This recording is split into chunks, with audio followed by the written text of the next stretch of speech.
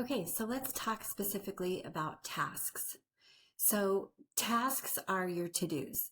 Um, it can be a huge list of just everything you know that needs to get done.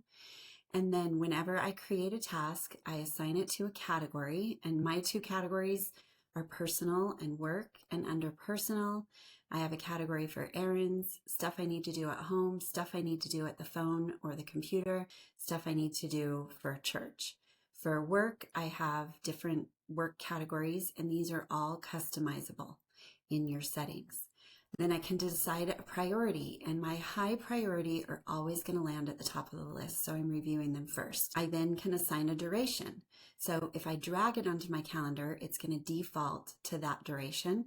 If I just drag it to the any time that day, then it doesn't really take up space on my calendar. It just is there as a task to mark off that I know I need to get done. And then I have an optional due date. But the nice thing about the task screen here is I can sort by category, I can sort by due date, I can sort by the date I created it, or I can sort by priority, or I can come over here and I can just say, okay, I've got a bunch, I'm going out to do errands. What were all the errands I needed to run? And I can click on that and see that. So I actually had completed that.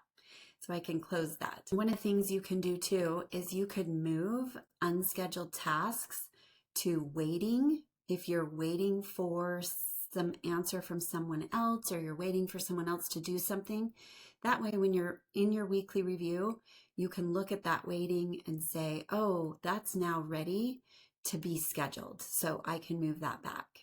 And then you could also, if there's things that you don't want to deal with right now and you don't want it cluttering up your unscheduled, just go to someday. Like, let's say this test HOA software. I actually just want to move that to someday. It's not a priority. I have too much in my unscheduled, so I'm just going to move it out there. So that's how tasks work.